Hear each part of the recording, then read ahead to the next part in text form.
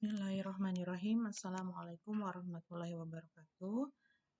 Alhamdulillah, hari ini kita akan membahas tentang materi sumber data. Sumber data di sini subpokok bahasannya yaitu ada tentang jenis data juga jenis sumber data. Sumber data itu apa? Itu adalah subjek dari mana data akan diperoleh. Nah, penelitian nanti tentunya adalah data ini merupakan aspek yang penting gitu ya. Jadi jika peneliti menggunakan kuesioner atau wawancara, maka sumber datanya itu berasal dari responden. Responden itu adalah orang yang nantinya akan merespon pertanyaan kita dan menyertakan jawaban-jawabannya. Tahapan-tahapan penting dalam penelitian untuk menemukan jawaban atas permasalahan tentunya ini adalah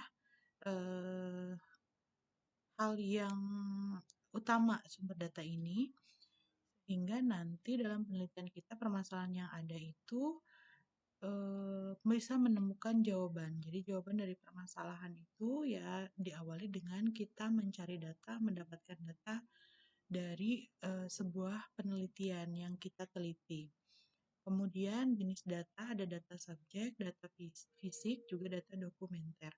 Data subjek itu berbentuk pendapat, sikap, pengalaman seseorang atau sekelompok orang yang menjadi responden penelitian. Ini juga disebut data primer.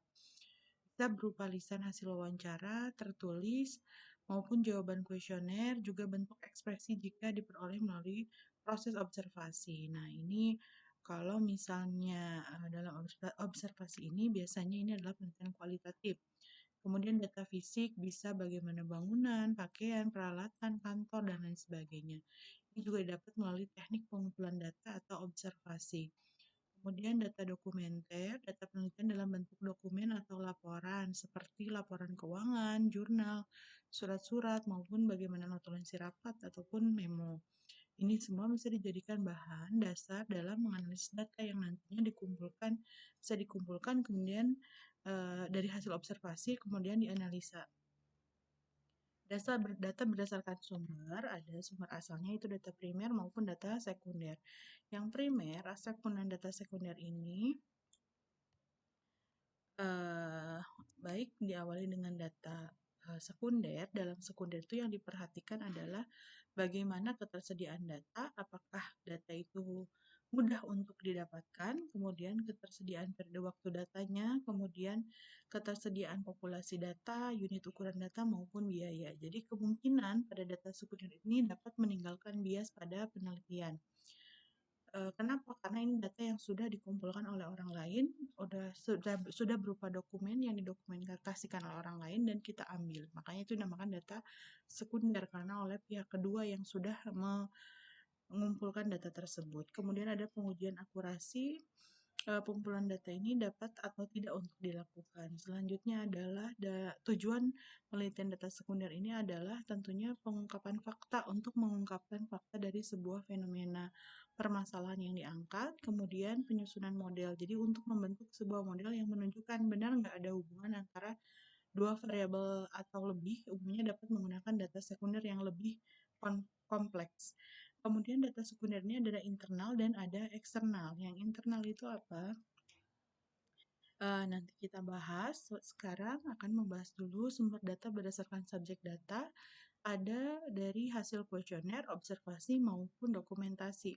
Kuesioner ini nanti yang menjawab pertanyaan kita yaitu responden, kemudian observasi melihat benda, gerak, bagaimana sesuatu berproses, kemudian dokumentasi dari dokumen maupun catatan.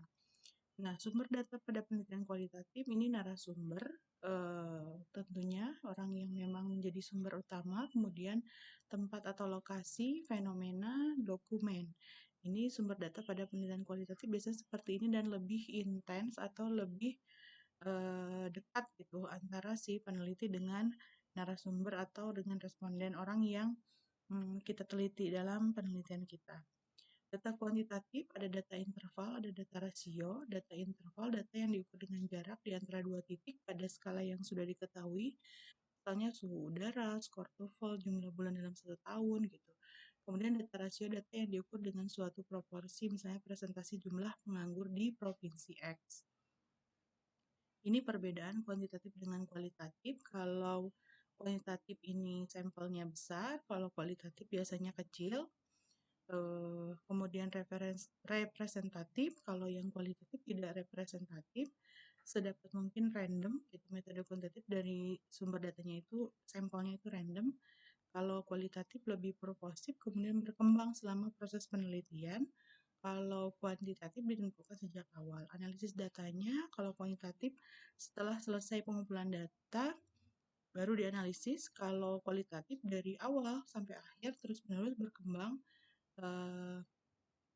analisanya terus terjadi, kemudian kuantitatif deduktif, sementara kualitatif induktif, kemudian menggunakan analisa statistik tentunya kalau kuali mencari pola, model, tema, dan teori. Nah, bagaimana hubungan dengan responden? Ada jarak antara peneliti dengan responden, bahkan sering tanpa kontak kalau kuanti. Peneliti dengan responden kadang tidak saling mengenal juga tidak apa-apa. Kalau kualitatif, empati, akrab, kedudukannya sama, bahkan peneliti dapat berfungsi sebagai konsultan. Kemudian dalam kuanti ini berlangsung dalam jangka pendek, kalau kualitatif berlangsung dalam jangka lama. Ini ada bagan bagaimana data sekunder dan primer yang bisa teman-teman pahami. Untuk contohnya mungkin nanti next di pertemuan nanti kita akan membahasnya lebih dalam. Begitu, terima kasih untuk hari ini. Wassalamualaikum warahmatullahi wabarakatuh.